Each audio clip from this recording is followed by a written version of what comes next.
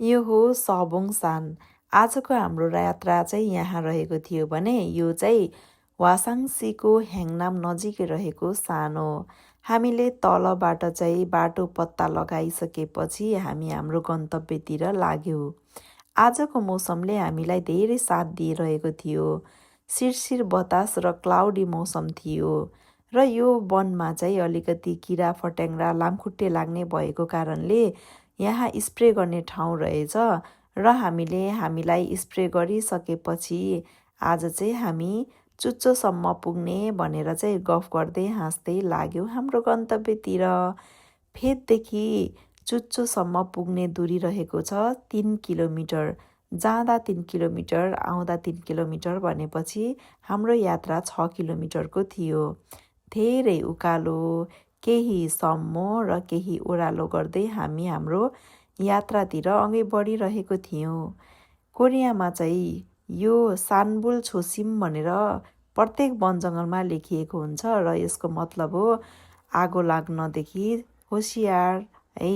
वन जङ्गलमा फुल, किरा फट्याङ्ग्रा, रुख बिरुवा, चरा चुरुङ्गीको चिरबिरले चाहिँ मन एकदमै रमाइलो पनि हुने गर्दछ। हामीले चाहिँ आज एउटा बाजा पनि गरेका थियौँ। हामी चुच्चोमा नपुग्दासम्म चाहिँ हामी आराम नगर्ने भनेर चाहिँ एकअर्कालाई भनेका थियौँ र पनि उकालो हिँड्दै गर्दाखेरि चाहिँ एकदमै थकाइ पनि लागेको थियो। स्पेसल्ली मलाई धेरै थकाइ लागेको थियो किनभने आराम नगरिकन एकदमै स्वाई हिँड्दाखेरि गाह्रो पनि भएको थियो। लगभग हामी 1.5 घन्टा जति हिँडिसकेपछि यो ठाउँ आइपुग्यो। यहाँबाट चाहिँ ह्याङनामको होम प्लसदेखि लिएर आपाटुहरू र स्टेडियमहरूलाई मजाले देख्न सकिँदो रहेछ। 1 घन्टा 45 मिनट जति हिँडिसकेपछि हामी हाम्रो गन्तव्यमा आइपुग्यौँ, यानि कि छङसाङमा आइपुग्यौँ। यहाँ चाहिँ एकदमै राम्रो बस्ने ठाउँ र यहाँबाट देख्ने दृश्य पनि एकदमै राम्रो थियो।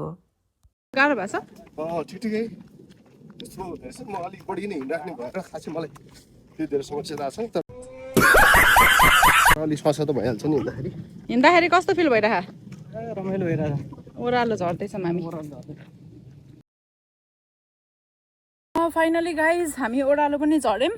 जाँदा 3.5 किलोमिटर आउँदा 3.5 किलोमिटर लगभग 7 किलोमिटर पसिनै पसिना भयो। कस्तो फिल भयो गाइज? एकदम रमाइलो। ल तपाईँहरू पनि वासाङसीमा हुनुहुन्छ, ह्याङनामतिर हुनुहुन्छ भने यो सबोङसाङमा आउनु होला। पसिनै पसिना भएको छ सबैजनालाई। ल by. Bye. Thank you very much.